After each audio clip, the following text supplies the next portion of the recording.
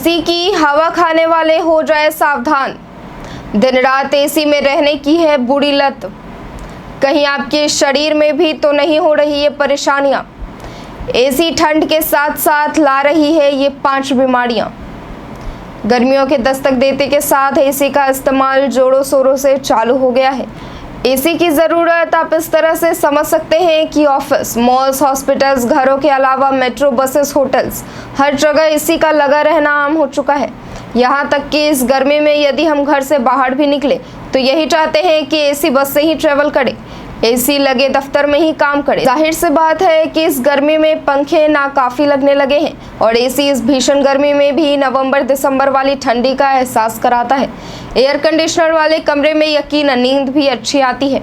घर में एसी, बस में एसी, कार में एसी, ऑफिस में एसी, कमरे में एसी। सुबह उठने से लेकर वापस रात में सोने तक एसी में रहने की आदत लोगों को ऐसी बन गई है कि बिना एसी उन्हें नींद ही नहीं आती। कुछ लोगों को पूरे दिन एसी में रहने की आदत बन जाती है। अगर उन्हें थोड़ी देर के लिए भी गर्मी का सामना करना पड़ जाए तो उनकी हालत खराब हो जाती है।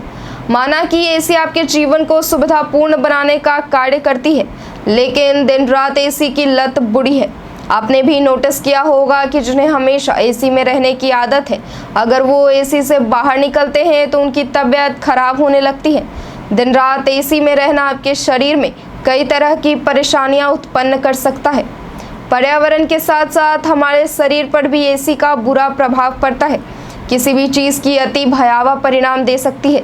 इसलिए यदि आपको भी एसी की बुरी लत लग गई है तो ये खबर आपके काम की। एसी से हमारी सेहत सीधे तौर पर प्रभावित होती है।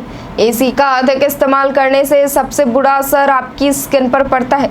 गर्मी से निकलने वाला पसीना आपकी त्वचा और शरीर के टॉक्सिक यानी विषैले पदार्थों से बाहर निकलता है। लेकिन जब आप दिन रात एसी में रहते हैं तो पसीना नहीं आता और ये टॉक्सिक केमिकल्स बाहर निकलने की प्रक्रिया बाधित हो जाती है। इससे हमारे स्किन का ग्लो खत्म हो जाता है और ड्राइनेस बढ़ जाती है, जिसके कारण चेहरे पर झुर्रियों की समस्या आने लगती है।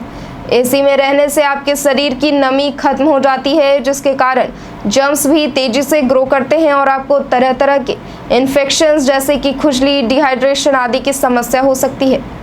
डिहाइड्रेशन की वजह से आपको सर दर्द की समस्या का भी सामना करना पड़ सकता है। जिन्हें माइग्रेन की समस्या है उन्हें एसी का ज़्यादा इस्तेमाल करने से बचना चाहिए। आमतौर पर ये देखा गया है कि जो भी एसी में रहते हैं उन्हें कंफर्ट की आदत हो जाती है और सुस्त पड़ जाते हैं। वे ज़रूरत से ज़्यादा थकान और कमज़ोरी महसूस करते हैं, शरीर से ज़्यादा मेहनत नहीं लेना चाहते हैं, उनके काम करने की शक्ति बहुत कम हो जाती है।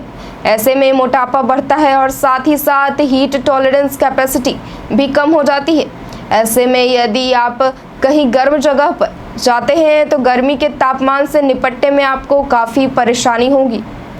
एसी में लगातार बैठे रहने से आपके शरीर की मांसपेशियों में अकड़न आ जाती है, जिसके कारण जोड़ों में दर्द और अन्य समस्याएं पैदा होने लगती हैं। एसी से निकलने वाली ठंडी हवा जोड़ों के दर्द को बढ़ा देती है। जिन लोगों को पहले से गठिया, सर्वाइकल पेन या कमर दर्द आदि की समस्या है, उनके लिए एसी का ज़्यादा इस्तेमाल करने से परेशानियां और बढ़ सकती हैं। एसी का इस्तेमाल करते वक्त खिड़की और दरवाजे बंद करने का नियम है, वरना आपका कमरा ठंडा नहीं होगा। एसी लगातार चलने से कमरे में एक ही हवा सर्कुलेट होती रहती है, जिससे कमरे की हवा दूषित हो जाती है।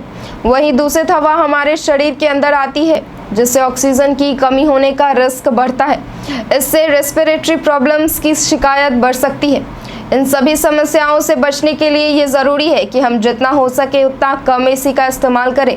एसी को अपनी ज़रूरत में शामिल करें, उसे अपनी आदत ना बनाएं। आज की वीडियो में बस इतना ही। धन्यवाद।